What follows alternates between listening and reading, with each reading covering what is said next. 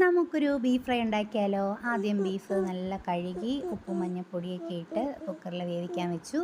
എന്നിട്ട് സവാള, ഇഞ്ചി, പച്ചമുളക്, കറിവേപ്പില ഇതെല്ലാം അരിഞ്ഞ് മാറ്റി ഒരു പാൻ അടുപ്പിൽ വെച്ചു. അതിലേക്ക് ആവശ്യമായ വെളിച്ചെണ്ണ ഒഴിച്ചു. വെളിച്ചെണ്ണ ഒന്ന് ചൂടായി വന്നപ്പോഴേക്ക് കുറച്ച് കടുക് ഞാൻ ഇട്ട് കൊടുത്തു. അതിലേക്ക് ചതച്ച് വെച്ചേക്കുന്ന ഇഞ്ചിയും വെളുത്തുള്ളിയും ഇട്ട് ഒന്ന് വഴറ്റി.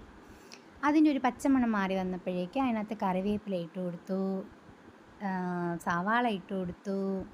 എന്നിട്ടത് വീണ്ടും നന്നായിട്ട് വഴണ്ട് വരുന്നിടം വരെ അങ്ങനെ ആക്കിക്കൊണ്ടേയിരുന്നു.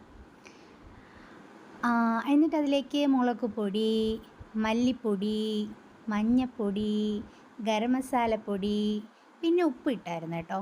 എന്നിട്ട് വീണ്ടും നമ്മൾ ഇതിൻ്റെ ഒരു പച്ചമണം മാറുന്നിടം വരെ വഴറ്റി കൊടുക്കുക. അങ്ങനെ വഴറ്റി കൊടുത്തു. അപ്പോഴേക്കും നമ്മുടെ കുക്കറിലിട്ടിരുന്ന ബീഫ് വെന്ത് വന്നിട്ടുണ്ട്.